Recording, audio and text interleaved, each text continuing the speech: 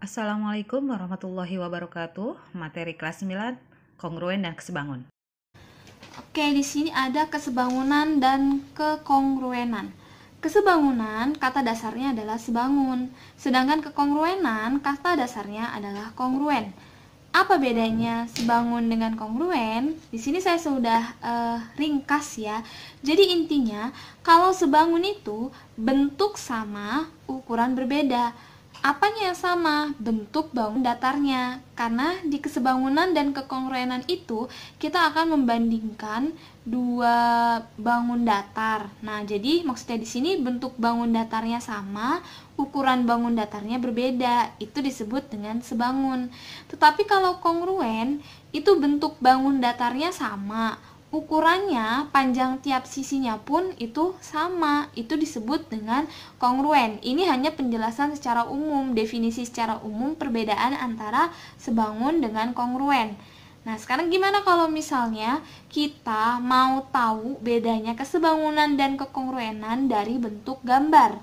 Oke, di sini saya punya beberapa gambar. Di sini kita akan menentukan mana yang termasuk sebangun, mana yang termasuk kongruen. Di sini saya punya yang pertama. Di sini ada dua persegi panjang. Oke, kalau kita lihat secara kasat mata aja ya, tanpa kita perlu tahu ukurannya berapa-berapa, pasti ini bisa kita tentukan nih. Secara kasat mata bisa dilihat kalau dia bentuknya sama. Nah, sama-sama bentuknya persegi panjang, dan ukurannya pun kalau dilihat itu sama. Karena dia mempunyai bentuk yang sama dan ukuran yang sama, maka ini disebut dengan sebangun atau kongruen. Ya, kalau misalnya bentuknya sama, ukurannya sama, maka ini bisa disebut dengan kongruen. Ya, jadi ini adalah kongruen.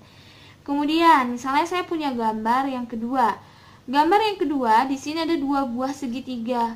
Yang satu segitiganya besar, yang satu segitiganya kecil. Kalau kita lihat di sini bentuknya sama-sama segitiga, tapi ukurannya jelas berbeda. Yang satu ini lebih panjang sisinya, sedangkan yang satu lebih pendek. Kalau kita lihat dari deskripsi di atas nih, berarti dua segitiga ini termasuk segitiga sebangun, ya. Oke, lanjut lagi gambar yang ketiga. Di sini saya punya dua jajar genjang. Ini jajar genjangnya agak besar, yang kedua jajar genjangnya agak kecil. Oke, karena di sini sama-sama jajar genjang, tetapi panjang sisi atau ukurannya berbeda, berarti dia termasuk sebangun. Dua jajar genjang yang sebangun. Oke, lanjut lagi. Di sini saya punya perbandingan yang keempat, gambar yang keempat. Di sini ada segitiga, sedangkan satu lagi di sini ada persegi panjang. Kalau misalnya dilihat, dia bentuknya aja udah berbeda, ya. Yang satunya segitiga, yang satu persegi panjang, jelas berbeda. Apalagi ukurannya, kita tidak bisa menentukan bagaimana perbedaan ukurannya karena bentuknya aja dia sudah berbeda. Berarti perbandingan dua bangun datar ini tidak bisa kita tentukan apakah dia sebangun atau kongruen karena dua bangun datar ini bentuknya berbeda, ukurannya pun juga berbeda. Nah, ini hasil penelusuran kita ya, atau hasil kita melihat menentukan mana yang termasuk sebangun, mana yang termasuk kongruen dari gambar. Tapi biasanya kalau matematika itu dia pasti ada angka-angkanya. Nah, gimana sekarang kalau misalkan di setiap bangun datar ini ada angka-angkanya? Bagaimana cara menentukan apakah sebangun atau kongruen? Sekarang kita lihat. Di sini ada syarat-syaratnya. Ada syarat sebangun. Jadi dua bangun datar dikatakan sebangun jika sudut-sudut yang bersesuaian sama besar. Maksudnya yang bersesuaian gimana? Nanti akan kita bahas di contoh soal. Kemudian syarat yang kedua adalah sisi-sisi yang bersesuaian itu adalah sebanding. Jadi kita fokuskan ini terhadap sudut-sudut dan sisi-sisi. Karena dalam sebuah bangun datar itu biasanya pasti ada sudut, ada sisi. Kemudian untuk syarat kongruen, di sini sudut-sudut yang bersesuaian sama besar. Kemudian yang kedua, sisi-sisi yang bersesuaian sama panjang. Di sini juga kita fokuskan sama sudut-sudut dan sisi-sisi. Perbedaannya, kalau misalnya sebangun itu dia sisi-sisinya sebanding, kalau misalnya kongruen itu sisi-sisinya sama panjang. Nah, tapi terkhusus untuk segitiga bisa dikatakan kongruen jika memenuhi syarat ini. SSS maksudnya sisi, sisi. SDS maksudnya adalah sisi, sudut sisi. Kemudian di sini ada sudut sisi sudut, kemudian di sini ada sudut sisi. Nah, bagaimana cara pengaplikasian soal yang dimana sisi-sisinya itu sudah diketahui angka-angkanya? Kita akan bahas latihan soalnya ya.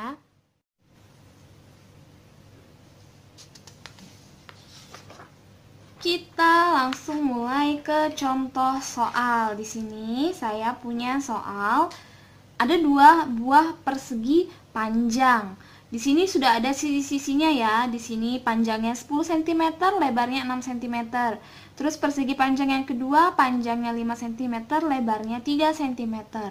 Pertanyaannya, apakah persegi panjang ABCD sebangun dengan persegi panjang PQRS?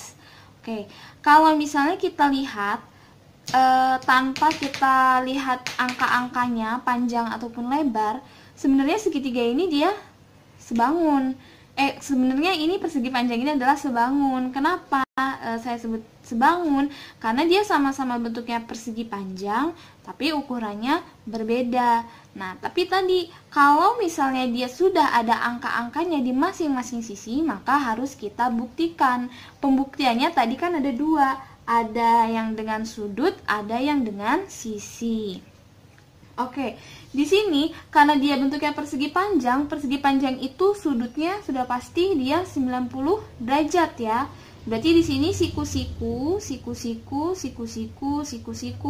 Di sini juga sama yang persegi panjang yang kedua, di sini bentuknya siku-siku semuanya. Oke, sekarang kita jawab di bawah tadi syaratnya. Kita akan koreksi ya, syarat sebangun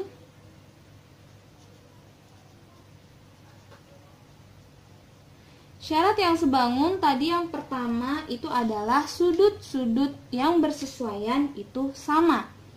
Di sini saya tulis saja sudut-sudut sama. Oke. Apa maksudnya sudut-sudut yang sama? Sudut-sudut yang bersesuaian. Kita lihat, di sini kan dia bentuknya sama nih persegi panjangnya ya. Jadi memanjangnya itu di bawah. Sekarang sudut-sudut yang bersesuaian, misalkan saya punya yang pertama itu adalah sudut A. Sudut A, dia bersesuaian dengan sudut P, berarti sama dengan sudut P. Kenapa bisa seperti itu? Karena sudut A dia letaknya di kiri bawah. Sudut P juga di kiri bawah. Berarti sudut A sama dengan sudut P. Karena dia dua-duanya siku-siku, berarti besar sudutnya adalah 90 derajat. Kemudian di sini ada lagi sudut B. Sudut B itu letaknya di kanan bawah. Berarti dia bersesuaian dengan yang mana? Yang di kanan bawah itu adalah sudut Q. Berarti di sini adalah sudut Q. Besarnya berapa? Besarnya juga sama, siku-siku 90 derajat. Kemudian saya punya sudut C. Sudut C dia letaknya di kanan atas. Karena letaknya di kanan atas, berarti dia bersesuaian dengan sudut R. Jadi di sini saya tulis sudut R. Besarnya sama ya, 90 derajat. Kemudian ada sudut satu lagi. Di sini ada sudut D. Sudut D dia bersesuaian dengan sudut S karena letaknya sama-sama di sebelah kiri atas. Dia sama ya, 90 derajat. Oke, kalau kita lihat di sini semuanya 90 derajat. Karena dia 90 derajat, berarti dia sudutnya sama ya. Berarti syarat yang pertama itu terpenuhi, yaitu sudut-sudutnya sama besar. Kemudian kalau kita lihat syarat yang kedua, yaitu berhubungan dengan sisi. Sisi-sisinya itu adalah sebanding. Sisi-sisi yang bersesuaian itu sebanding. Apa maksudnya sisi-sisi yang bersesuaian? Di sini saya akan kasih tahu dulu. Di sini kalau persegi panjang itu kan punya 4 sisi. Misalnya di sini sisi yang pertama itu adalah sisi AB. Sisi AB letaknya di bawah. Maka dia akan bersesuaian dengan sisi PQ. Kenapa dengan sisi PQ? Karena letaknya dia juga di bawah. Kemudian di sini ada sisi BC. Saya garisin 2. Sisi BC dia bersesuaian dengan apa? Bersesuaian dengan QR karena letaknya di sebelah kanan. Kemudian ada lagi di sini ada sisi CD, saya gambar garis 3, dia bersesuaian dengan sisi RS ya karena dia letaknya di atas. Kemudian satu lagi sisinya yaitu sisi AD.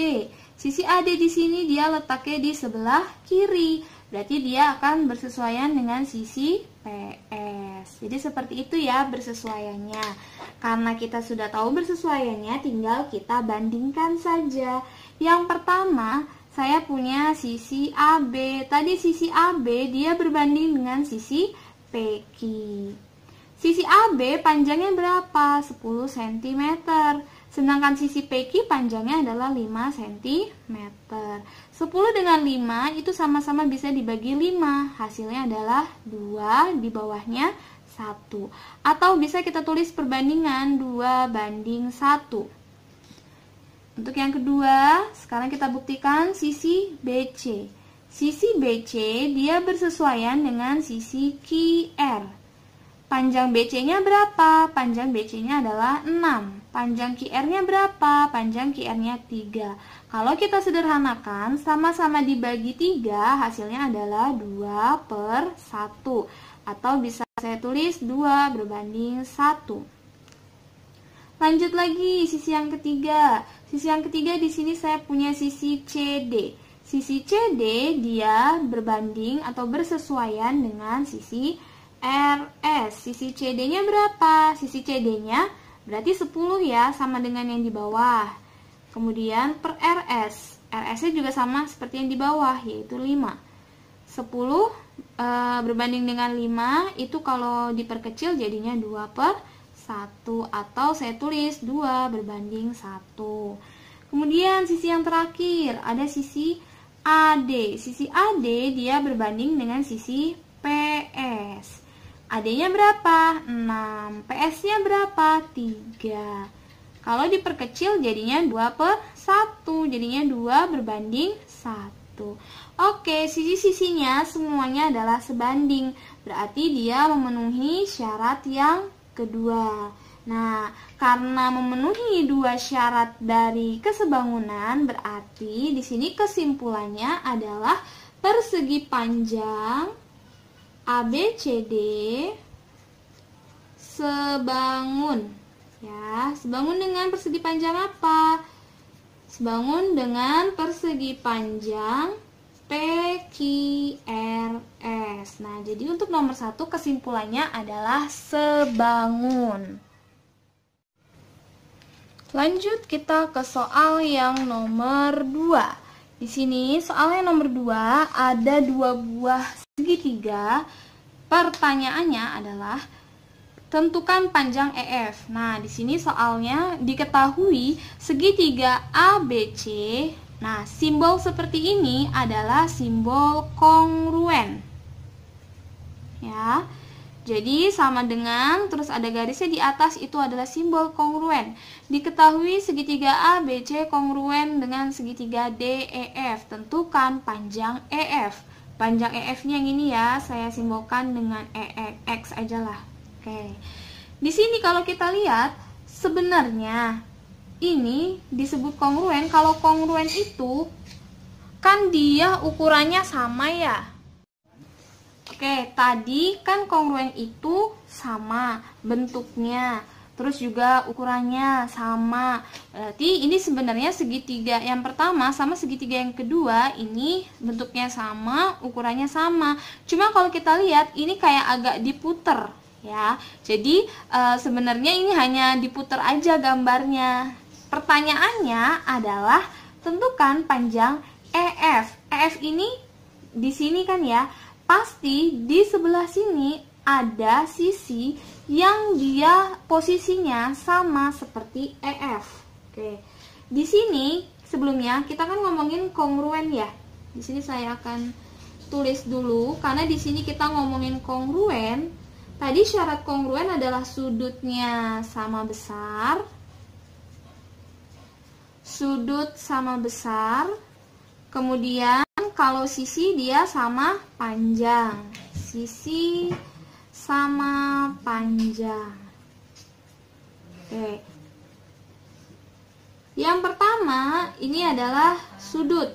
Sudut itu tidak perlu kita buktikan ya, pasti otomatis dia sama nih. Di sini aja sudutnya sudah diketahui nih. Kayak misalnya dia ada titik 1, berarti dia sini juga sama nih, titik 1. Berarti sudut A itu sama aja kayak sudut E.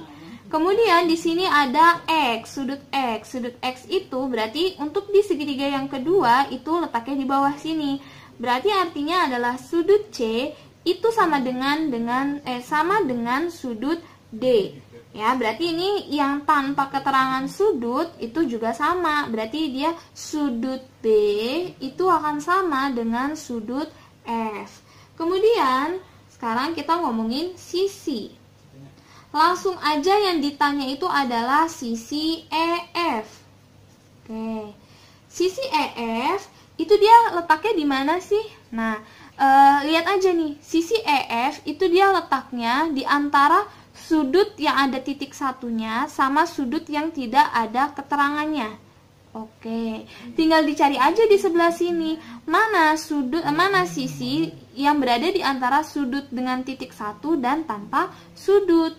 Kita lihat saja, berarti si EF ini dia akan sama dengan si AB karena letaknya sama-sama di antara titik 1 dan tanpa titik. EF sama dengan AB. Oke, di sini karena AB-nya sudah diketahui, karena panjang AB-nya itu ya seperti kita lihat di gambar, panjang AB-nya di situ adalah 6 cm. Maka karena AB itu sama dengan EF, maka panjang EF-nya pun akan sama. Jawabannya adalah 6 cm. Oke, sekarang kita lanjut lagi ke soal yang nomor 3. Di sini ada 2 buah jajar genjang. Di sini sudah saya kasih tahu nih ya, kalau dia itu posisinya sudah sama, posisinya dia memanjang horizontal, sisi panjangnya itu dia adanya di bawah. Maka di sini FG itu akan sama dengan BC, kemudian HG itu akan sama dengan CD. Diketahui jajar genjang ABCD sebangun. Nah, ini adalah tanda sebangun. Kalau tadi sebelumnya adalah tanda kongruen ya. Jadi di sini saya ulangi lagi, jajar genjang ABCD dia sebangun dengan jajar genjang EFGH. Tentukan nilai X. Nah, X di sini dia adanya di sisi sebelah kanan atau sisi FG. Oke, sekarang jawab. Saya tulis dulu ya nilai X yang ditanya.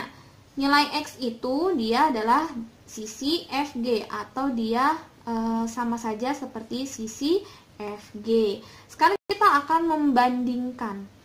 Sekarang saya tulis FG itu dia akan bersesuaian dengan BC karena letaknya sama-sama di sebelah kanan.